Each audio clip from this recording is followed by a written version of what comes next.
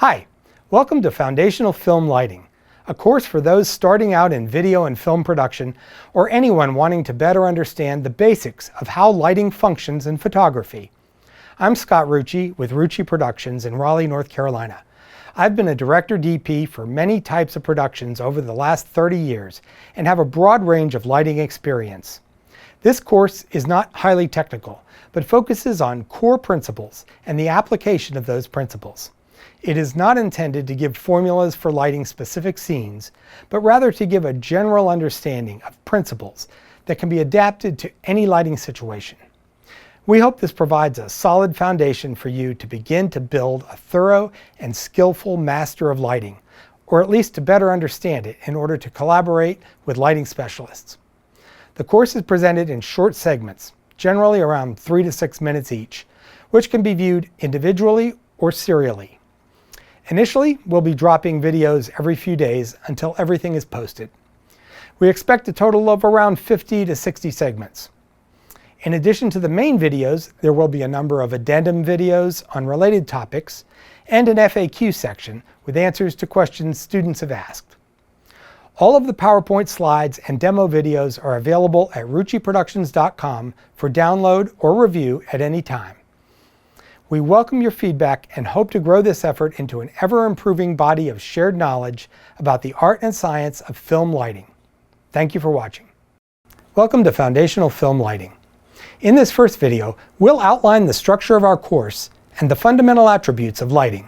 Before we jump into class, a word about the structure of the course. The course is divided into 7 major sections, which if you watched a section uncut, it would run about 30 minutes.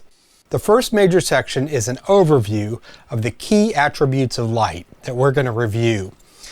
Intensity or power, color or frequency, direction, reflectivity, and broadness or diffusion, the spread of the light.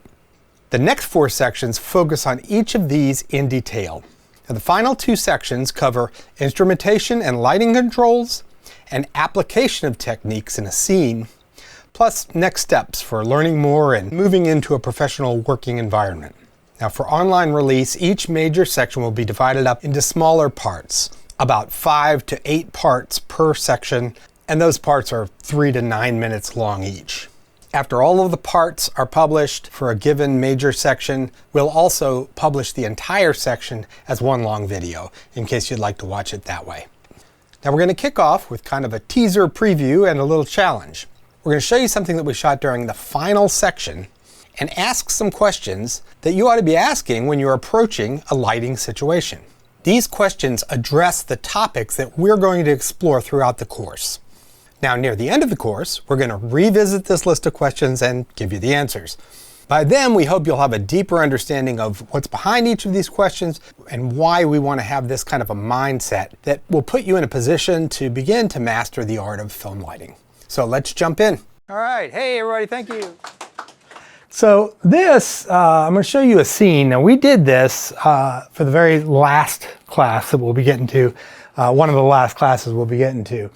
We lit this as kind of our final scene where we put all of our techniques together into one scene and tried to show as many techniques as we could.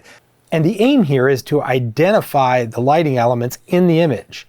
You know, what's going on here? Are there more than one light source? Is the light reflecting off objects in the background? If I wanted to recreate this scene, how would I do it? So the objectives of this course are to help you observe the lighting around you and in media and artwork, to analyze what that light is doing and how the light sources are functioning, and to be able to apply that knowledge to your own work. So let's look at our clip.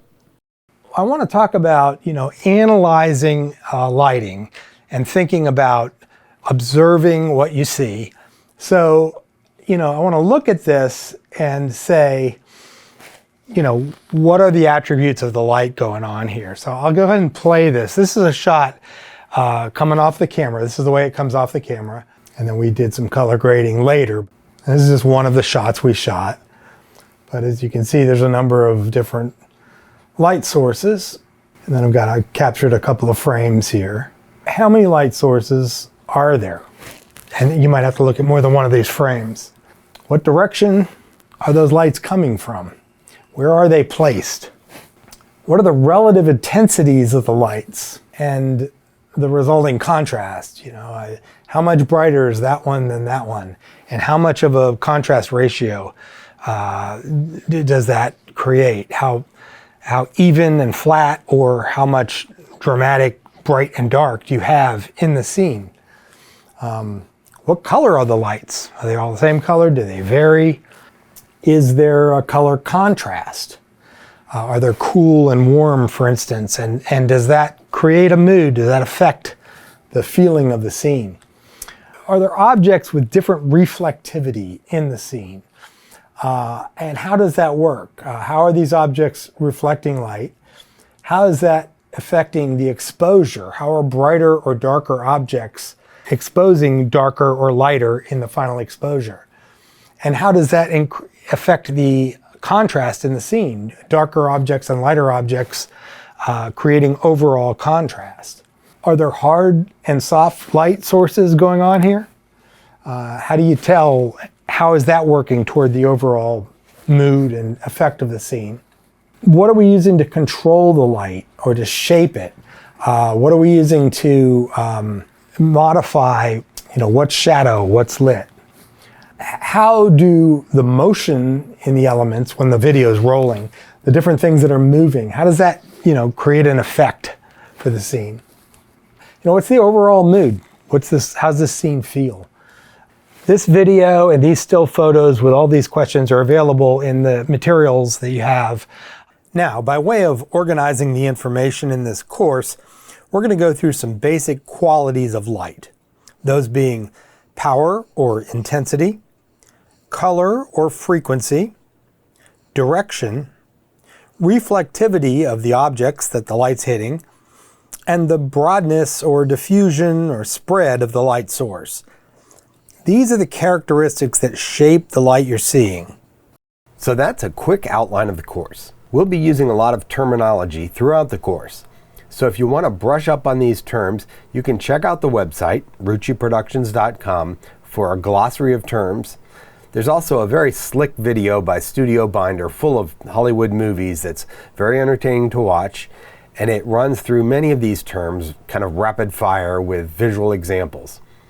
There's also a syllabus of our entire course so you can see what's coming and where we are so far, plus slides with some of the charts and supporting material presented in the class, which you can refer to or download and keep for future reference. Glad you joined us and hope you find this course to be a strong building block for your future work. First attribute of lighting, volume or intensity of lighting, how bright it is. I'm going to go into each of these subjects in great detail in subsequent classes, trying to get just an overview today, but one of the points I want to get across today is that there's an immense range of brightness of light sources in the world. You go from candlelight at 12 lumens to a bright street light at 40,000 lumens, there's just this enormous range. And the thing is, the human eye and the human brain just automatically adjust to things. We don't notice changes in brightness and color so much. The camera's not that smart. If you're going to control the camera manually and understand what's going on, you have to understand the vast differences between shooting in a dark room and shooting outside on a sunny day. The kind of lights you need, they're radically different. The kind of f-stops you might need or the kind of filters you might need on your camera might be radically different because the light levels are radically different. And even outside, between a starry night at 0.02 lux and a bright sunny day at 120,000 lux, it's just a huge difference. With lights, a ring light like that over there, it might have 2,500 lumens, and a Musco light, which is like a football stadium light on an arm on the top of a truck, has 5 million lumens. So there's just this huge difference.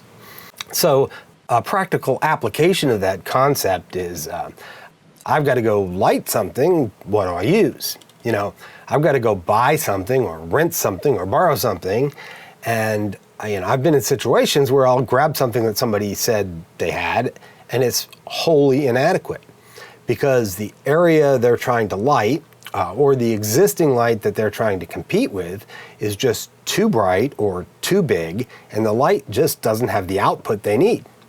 So I could go shopping, for instance, and here are two lights. They're both the same size. They're both a foot by a foot.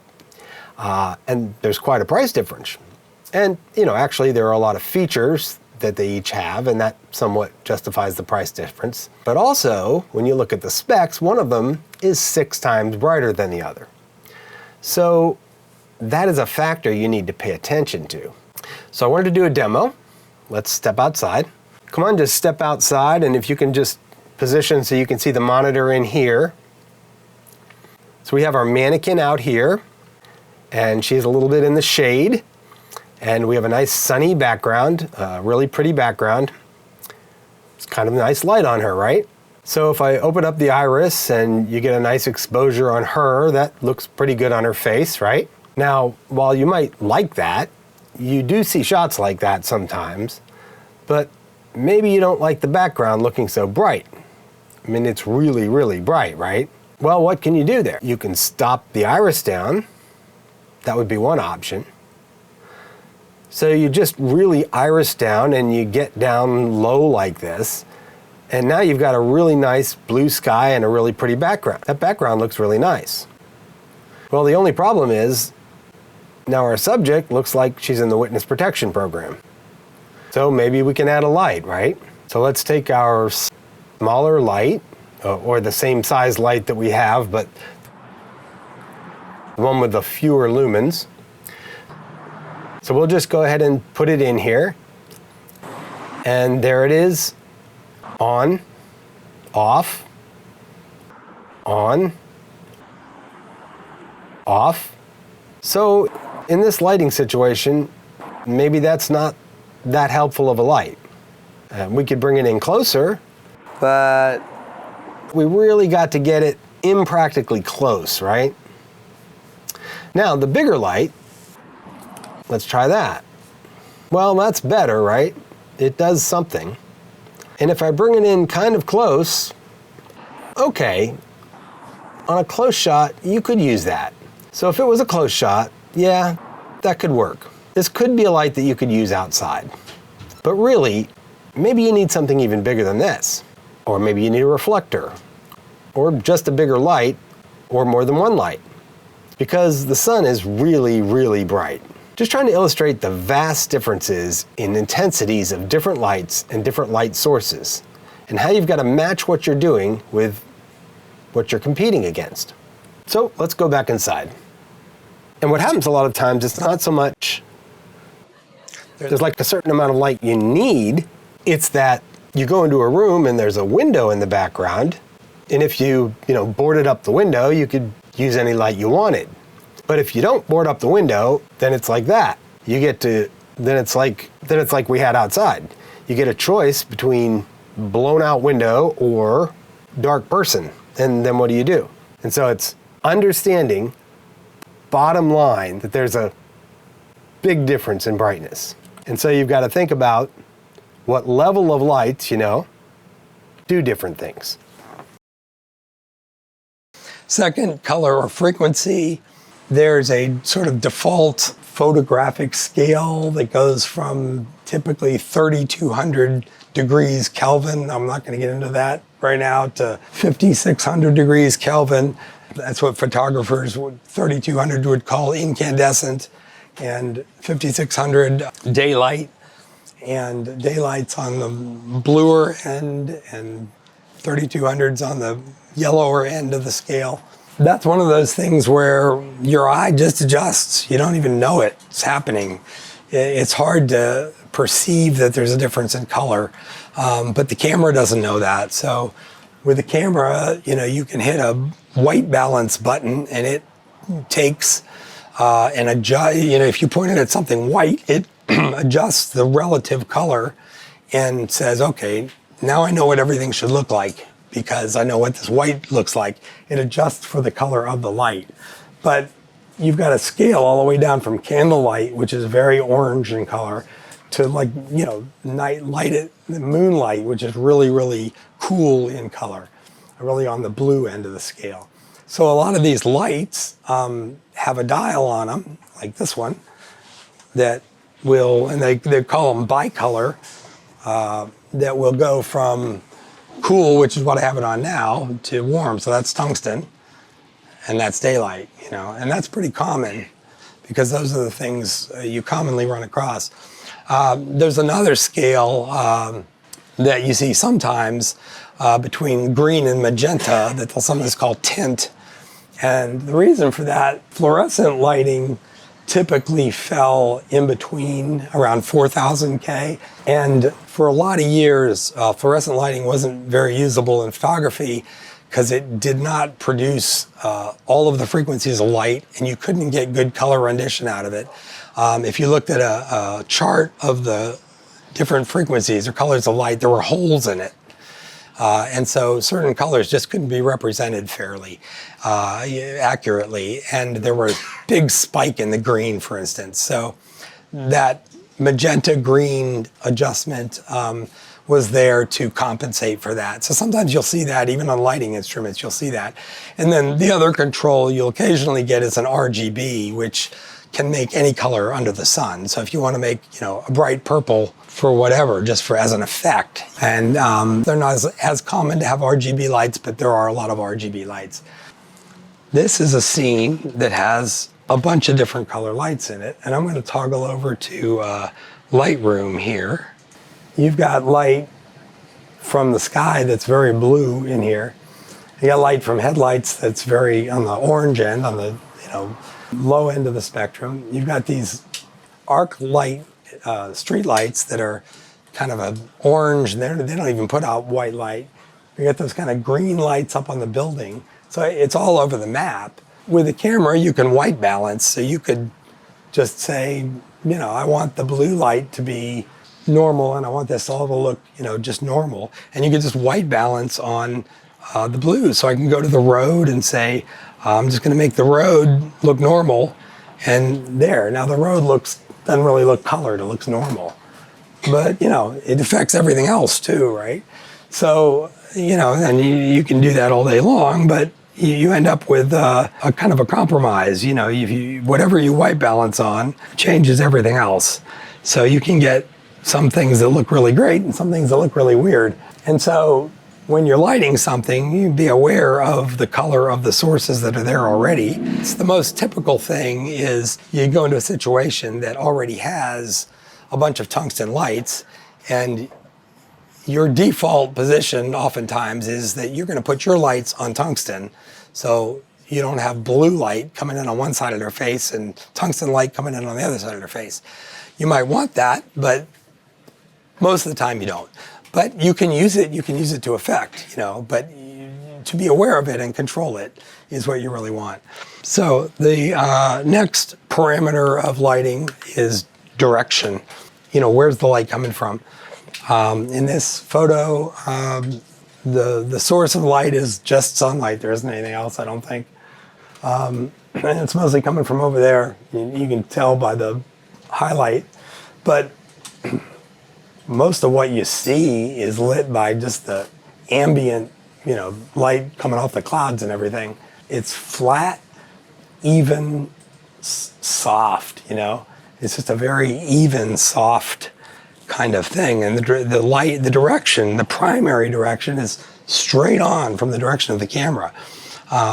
Here you've got light coming primarily from back behind the subject, You've got lights coming from back in the corners, hitting the edges of the glass and stuff, and it's reflecting off, And this is an example of a motivation, which we're not talking about right now, but you get these little highlights that are really pretty so that they don't just look unrealistic, especially with a person's face. You see a highlight and it might just look like, not realistic, but you put something back there like the candles, and your brain kind of says, oh, the candles are making that highlight, which they aren't really. There's a light back there, but that's motivation that motivates the reason why there's a highlight there. But you've got like a bluish light wrapping around here and a yellower light wrapping around there. So there's some orange lights way in the background here, right? So the lights are coming in from different directions to create highlights and reflections.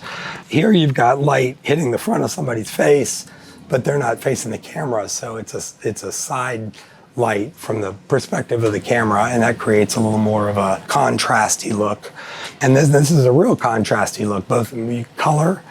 So this, you don't have a lot of front light at all here, you know. It's all coming from behind.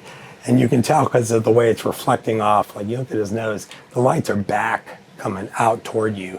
And you've got a lot of shading, you know, up in here. So, and then of course this light is all the way behind him.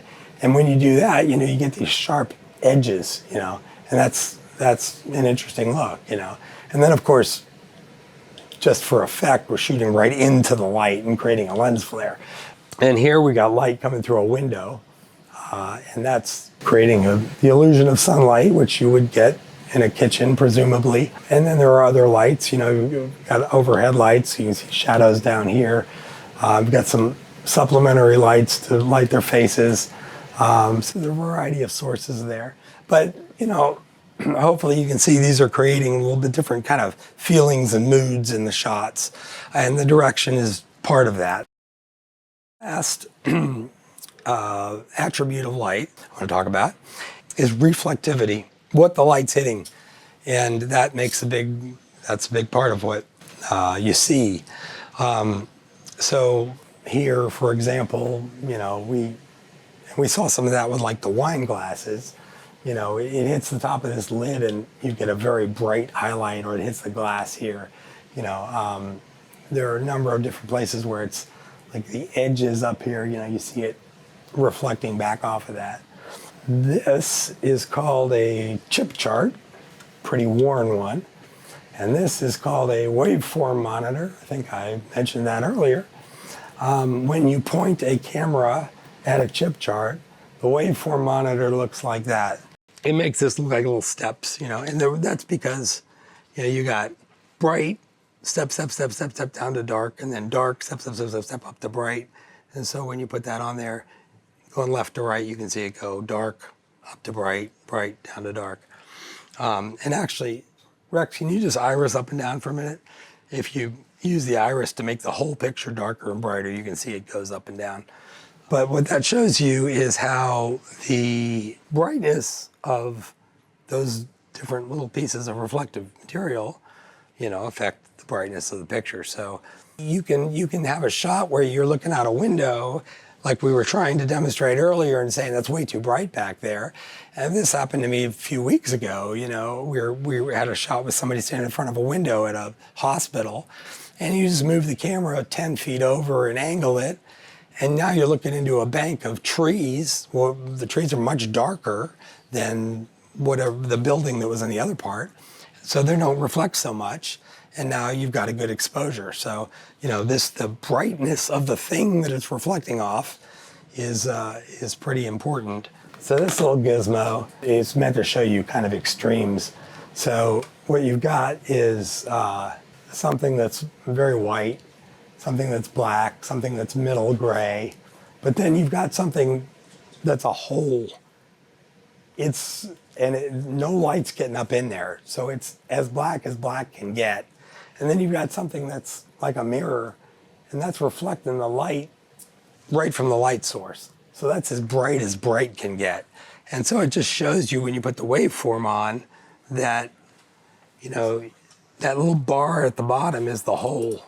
And this little bar at the top is that ring up there, you know. And then you can see the sections that are the white sections and the gray sections and the black sections. You want to iris that up and down. You know, you can just see all that going up. And that top reflective part just stays, you got to go way down before it comes down, you know. You can still see it up there, even when everything else is pretty much black. So, you know, that's something just that you got to be aware of. And when you're lighting things that are reflective, that's a big factor. There's another thing with a lot of reflective materials So, obviously a practical concern here is you put the light in the wrong place and you're going to see the light itself, so you want to be aware of that. But this is a reflective object, and so similar to the little ball on top of that cube, you can position a light so that it hits the shiny parts, and that looks good, it pops out and it's a nice look. But if you position the light the wrong way, it might, glare and not look good. So, you're just aware of the fact that that's a very reflective material. And one thing, if you're lighting something, and we're going to actually do this in a later class, but if you're lighting something that's highly reflective and particularly dark, like the typical thing is like a black car. I actually have a black coffee maker I'm going to use to demonstrate this. But it's like you're shooting into a mirror, and you're really not lighting the object because you can't see the object. You're lighting whatever it's reflecting. So what you do is you put up giant, usually white, solid things, and you light them. And you put them in such a place that you see them in the reflection of the object. And that's happening here to a limited extent. What you see here is something back here reflecting. And it's not a hard light because you'd see a harsh reflection. It's a soft light. But it's less evident in this type of an object because it's kind of a brushed steel. But if you had a really, really reflective object, you'd see that a lot.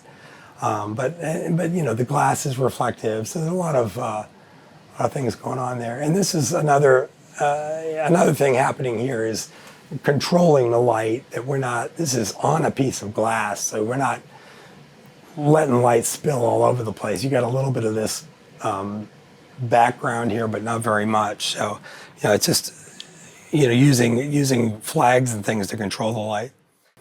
And then the last attribute of light that I want to talk about is and this is a great one, is the broadness or diffusion of the light, which can go from a point source, to a very broad source. So an example of a point source is the sun on a cloudless day.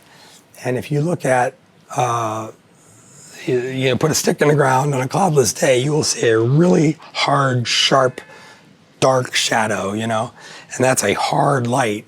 And if you go on a completely overcast day, you won't see any shadow. The light is spread out. That's the softest kind of a light, so this is a very soft light. It just kind of wraps around, and there's some shadow, but it's really soft, and it's very gradual. It goes from light to shadow in a very gradual way, and that's a much harder light.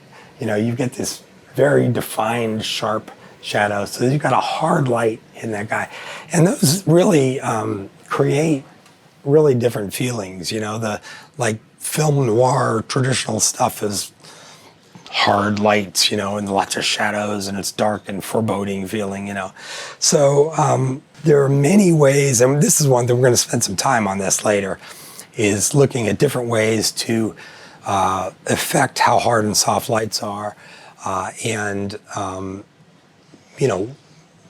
how hard or soft you want it to be, how you can change it, how you can move it around, because you can really finesse that to great effect.